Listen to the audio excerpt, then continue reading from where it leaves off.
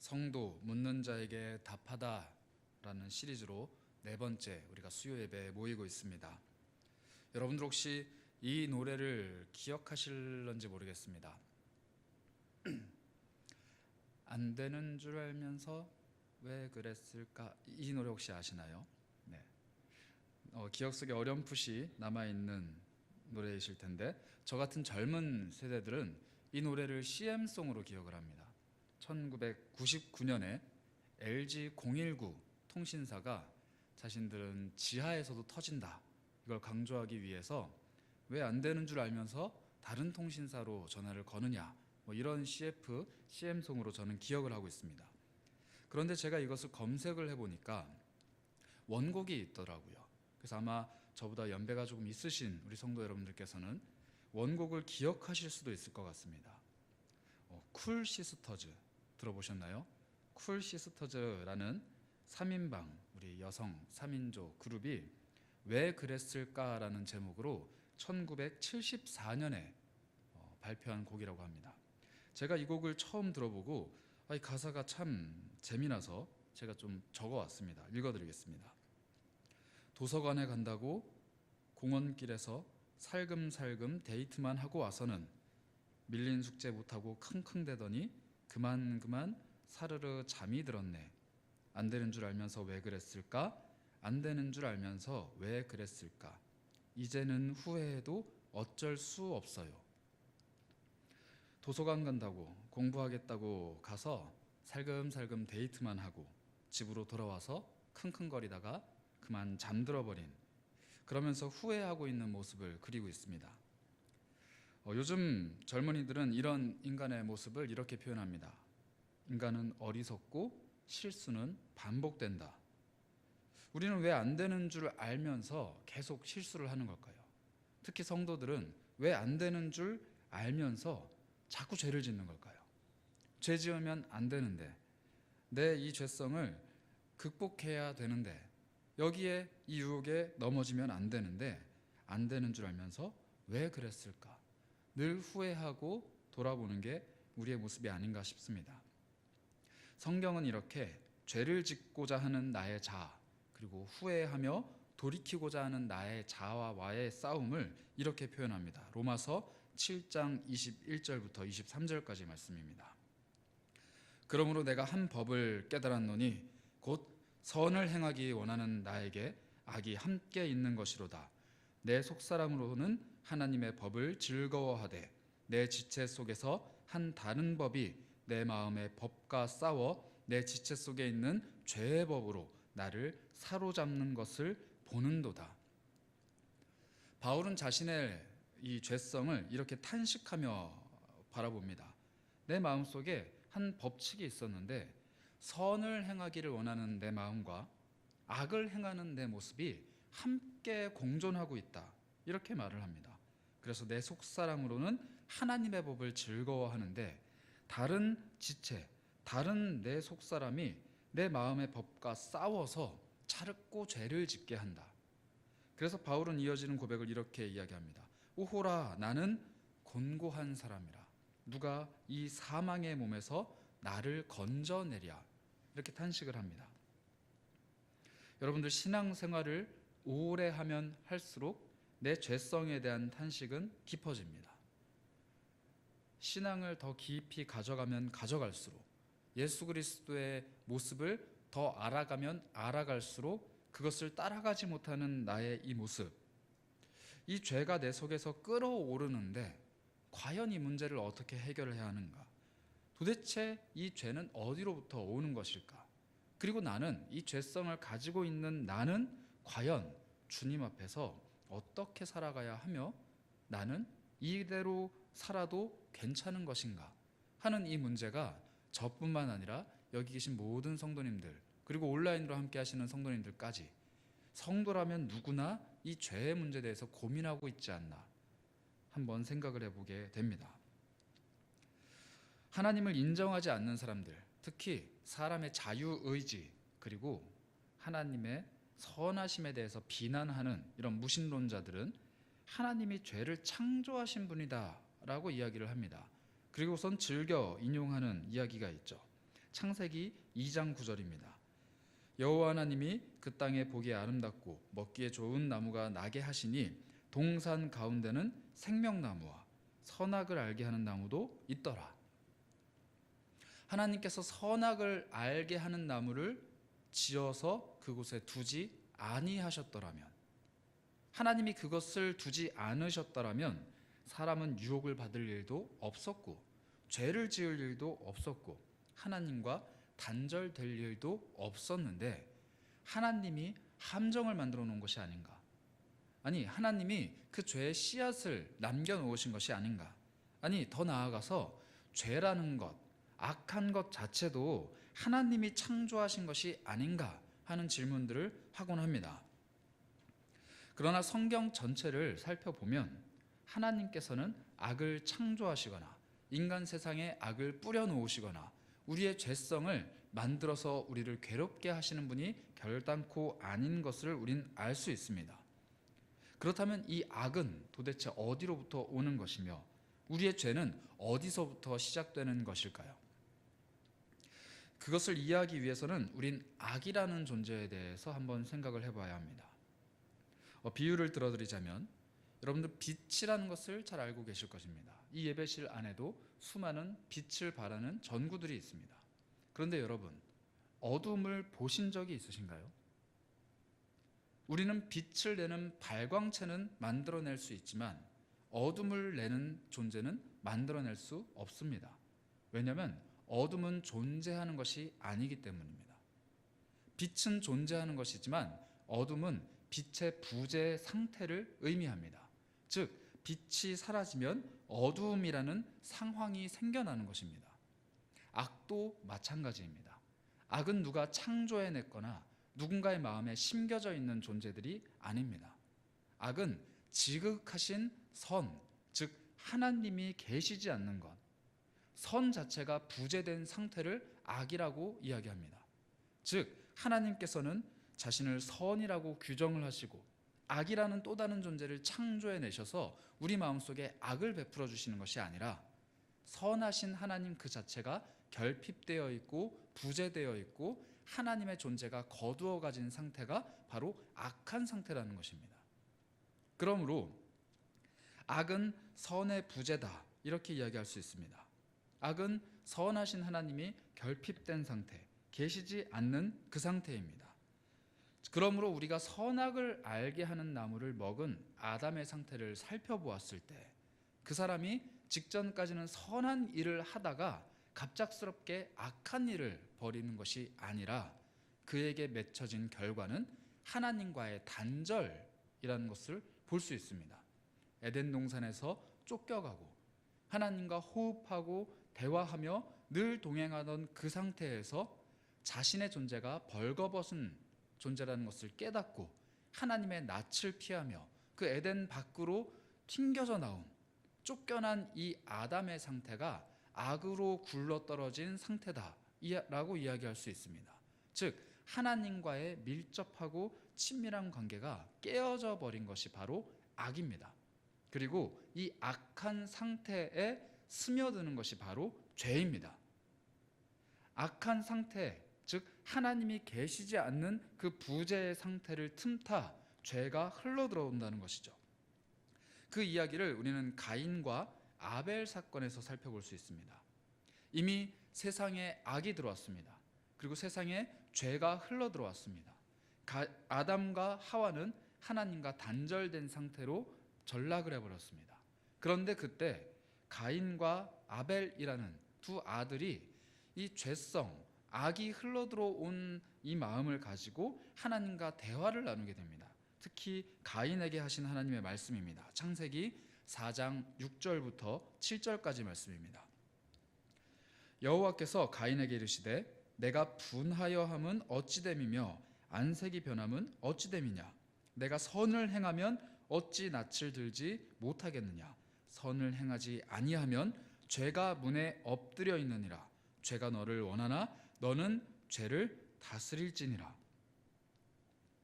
여러분 주목하셔야 할 것은 이 말씀은 가인이 아벨을 죽이기 전, 즉 죄를 행동으로 옮기기 전에 하셨던 말씀입니다. 즉 하나님께서는 이미 범죄하기 이전에 가인의 마음에 품고 있는 그 분한 마음에 대해서 선과 악이라는 잣대로 살펴보고 계십니다. 하나님은 이렇게 경고를 하십니다. 선을 행하면 어찌 낯을 들지 못하겠느냐. 그 말씀은 다시 돌이켜 말하면 선이라는 것을 행하고 선하신 하나님을 알고 그 말씀대로 행한다면 어찌 하나님 앞에서 낯을 들지 못하겠느냐. 즉 하나님을 마주 볼 수 없겠느냐라는 말씀입니다. 다시 말씀드리자면 선한 사람은 하나님을 가까이 하고 하나님을 마주 볼 수 있습니다. 그러나 하나님께서는 선을 행하지 않으면 죄가 문 앞에 엎드려 있다. 이렇게 말씀을 합니다.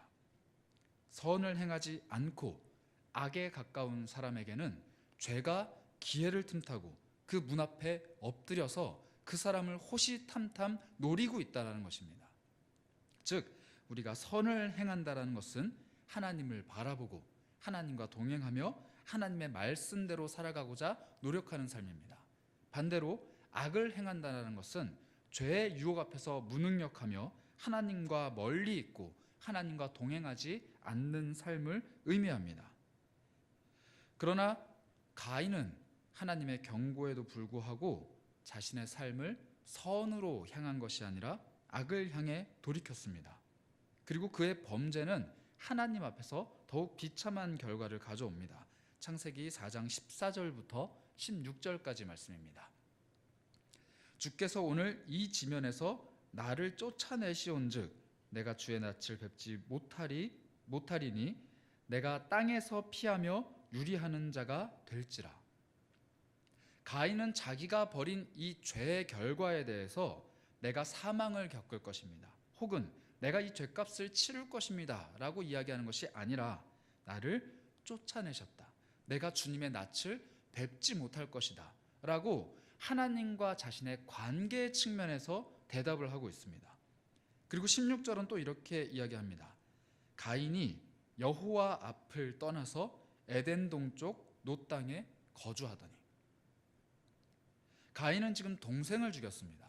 그리고 부모인 아담과 하와의 가슴에 대못을 박았죠. 그러나 가인이 떠난 것은 부모의 품이 아닙니다. 여호와 앞을 떠났습니다.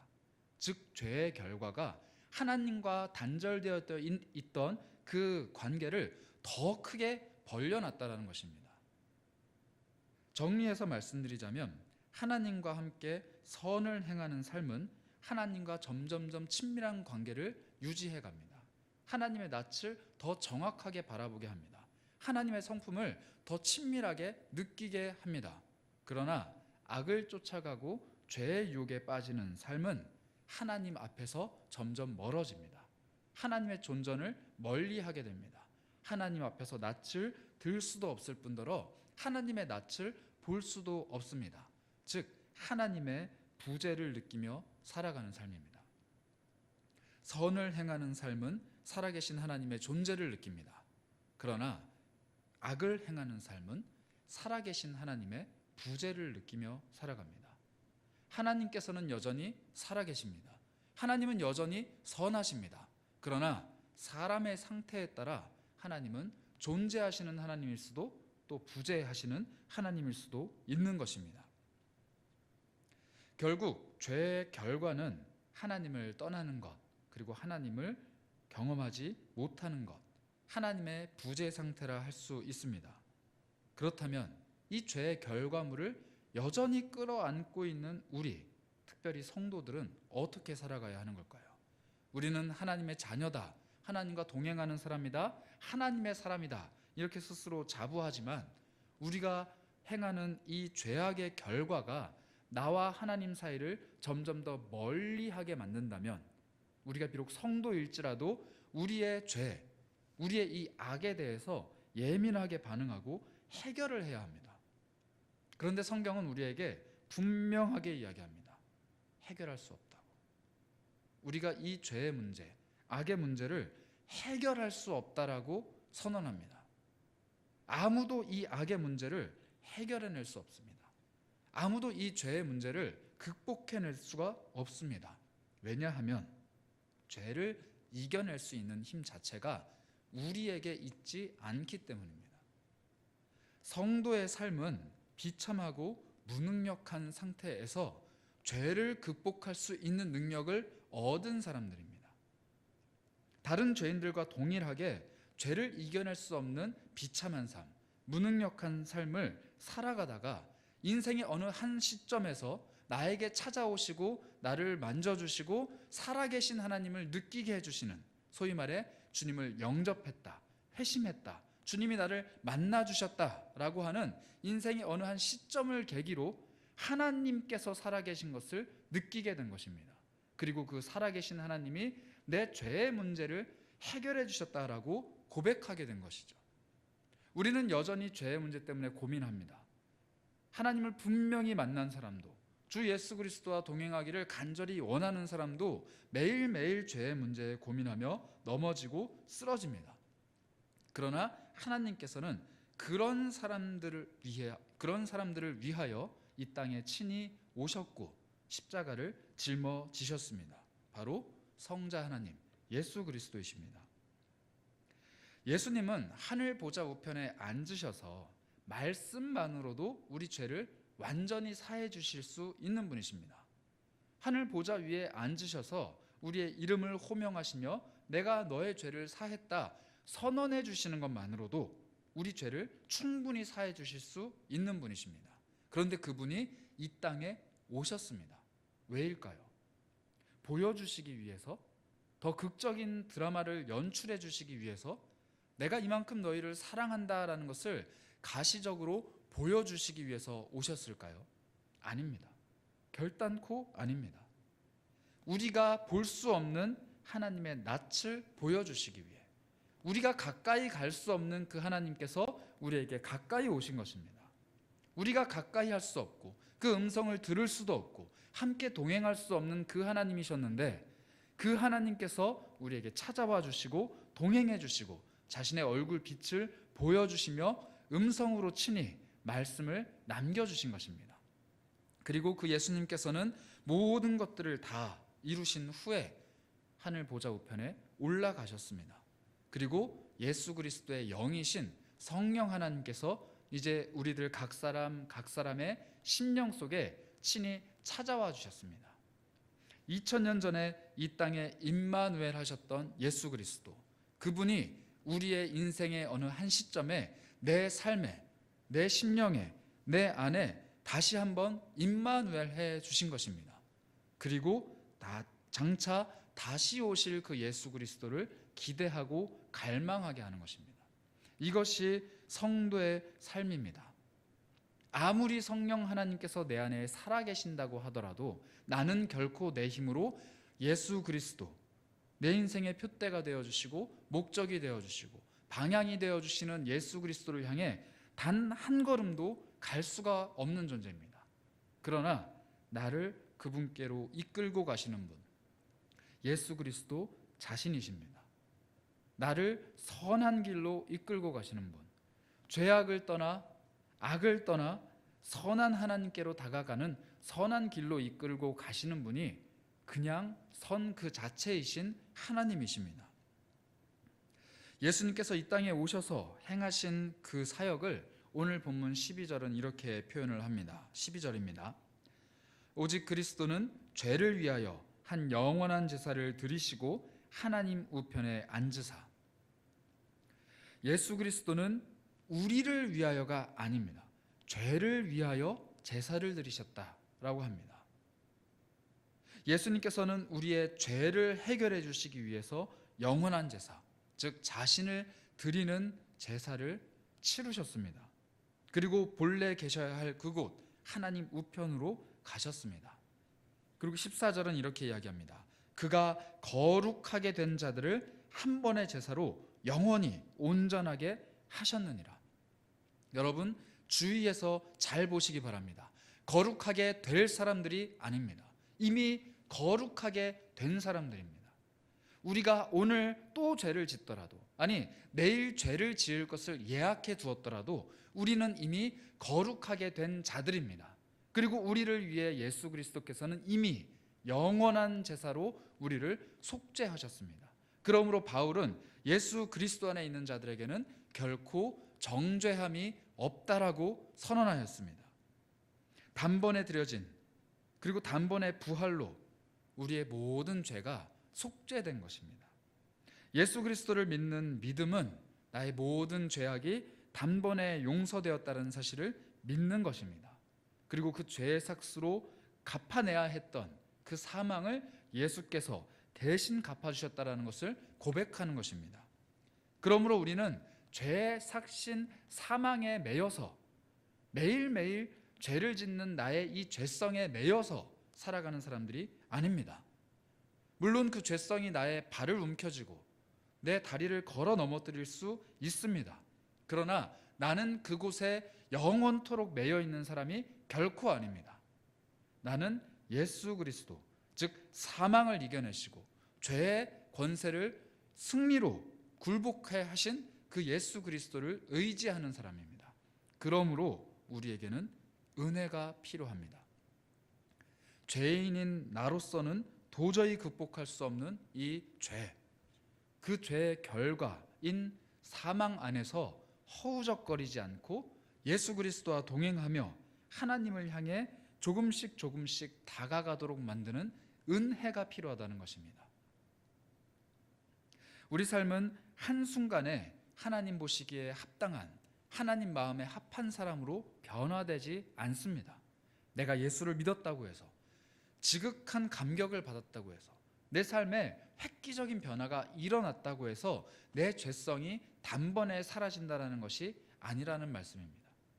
그러나 내 이 죄성과 내 평생에 걸쳐 극복해내야 되는 내 연약함은 표대 대신 예수를 향해 점차 조금씩 물들어가는 과정입니다. 내가 알지 못했던 그 하나님을 알아가는 것처럼 내가 너무 잘 알고 있었던 나의 죄성이 조금씩 사라져갑니다. 내 마음속에 하나님이 점점 더 커질수록 내 안의 죄성은 점점 더 사그라져가는 것입니다. 그리고 그런 나의 모습을 하나님께서 바라보고 계십니다. 우리 하나님께서는 분명 사람들의 모든 행위를 지켜보고 계십니다. 그리고 그 행위에 대해서 선과 악의 잣대로 판단을 하시는 분이십니다. 그러나 하나님께서는 16절, 17절에 그 백성들의 삶을 바라보는 자신의 마음을 이렇게 말씀하셨습니다. 주께서 이르시되 그날 후로는 그들과 맺을 언약이 이것이라 하시고 내 법을 그들의 마음에 두고 그들의 생각에 기록하리라 하신 후에 또 그들의 죄와 그들의 불법을 내가 다시 기억하지 아니하리라 하셨으니, 하나님의 법은 하나님께 있습니다. 선과 악을 판단하시는 하나님의 잣대는 하나님의 손에 쥐어져 있습니다. 그런데 하나님께서 그 법, 그 잣대를 우리 마음에 새겨주신다고 합니다. 우리 마음에 기록해 주신다고 합니다. 즉 내 삶이 악한지 선한지를 분별해낼 수 있는 능력을 우리에게 주셨습니다. 그러므로 나는 내가 지금 하나님을 향해 있는지, 내가 지금 죄를 향해 있는지 분별해낼 수 있는 존재가 된 것입니다. 이게 성도입니다. 그런데 더 놀라운 것은 하나님께서 자신이 가지고 계셨던 그 법, 그 잣대를 내팽개쳐 버리십니다. 그리고 우리에게 이렇게 말씀하십니다. 그들의 죄와 그들의 불법을 내가 다시 기억하지 아니하리라. 하나님께서는 우리를 위해 스스로 기억상실증에 걸리셨습니다. 모든 것을 기억하시고 잔인하리라 만큼 모든 죄악을 헤아리시는 분, 모든 생명과 모든 만물의 재판관이 되셔서 선과 악의 잣대로 모든 것을 판단하실 수 있는 분께서 그 선과 악의 잣대를 우리에게 맡겨두시고 자신의 눈을 가리셨습니다. 자신의 길을 막으셨습니다. 그리고 우리의 모든 죄악을 다시는 기억하지 않겠노라고 말씀하십니다. 이 땅을 살아가는 동안에 분명 하나님께서는 우리의 행실을 지켜보십니다. 때로는 자기 백성들이 잘못된 길을 걸어갈 때 사랑의 매로 교훈하고 권면하십니다. 그러나 우리가 주님의 낯을 뵙고 주님 앞에 설 그날에 하나님께서는 우리의 모든 죄악을 도말하십니다. 기억하지 않으십니다. 그것을 없이 여기십니다. 주의 백성을 향한 은혜, 바로 하나님의 바보 같은 기억력입니다. 모든 것을 기억하시는 분, 세상이 창조될 때부터 지금 이 순간까지 일어난 모든 일들, 태어난 모든 생명들, 있었던 모든 것들을 다 기억하시는 그 하나님의 정확한 기억력은 죄인들에게 저주일 뿐입니다. 그러나 자기 백성을 향해 그 기억력을 없애버리시는 하나님, 그 기억상실증에 걸린 하나님이 바로 은혜입니다. 죄에 우리의 마음이, 삶이 무너질 수도 있습니다. 매일매일 무너지는 것이 저이고 또 여러분들일 겁니다. 매일매일 하나님의 낯을 바라보지 않고 나의 모습을 주님께로부터 돌이키는 것, 그 가인과 같은 삶이 우리의 삶입니다. 그러나 하나님께서는 그러한 우리들을 위해 우리 마음속에 주님의 법을 주셨습니다. 선과 악을 분별할 수 있는 능력, 아담과 하와가 그토록 가지고 싶었던 선과 악을 분별하는 그 능력을 주님께서 우리에게 주셨습니다. 그리고 우리를 향해 눈을 가리시고 귀를 막으십니다. 그리고 우리를 끌어안으시며 죄덩어리인 우리에게 나는 기억하지 못한다, 나는 알지 못한다, 너는 그저 거룩하고 존귀한 내 자녀이다, 이렇게 말씀해 주십니다. 이것이 은혜입니다. 이것이 바로 예수 그리스도의 능력으로 우리 삶에 찾아온 주님의 은혜입니다. 죄의 결과, 그 모든 것들을 덮고도 남을 만한 우리 주님의 은혜, 매일매일 우리 삶 속에 그 은혜를 누리길 바랍니다. 그 은혜가 우리 삶을 충만하게 채우길 바랍니다. 은혜가 충만해질수록 죄와 사망의 권세는 내 삶에서 쪼그라들 것입니다. 사라져버릴 것입니다. 안 되는 줄 알면서 했던 그 모든 행동들이 점점점 사그라들고 이제는 해야 된다, 반드시 해야 된다라고 알고 있는 그 행동들이 내 삶을 채워갈 것입니다. 그것이 바로 주님의 백성들에게 베풀어 주시는 주님의 은혜입니다.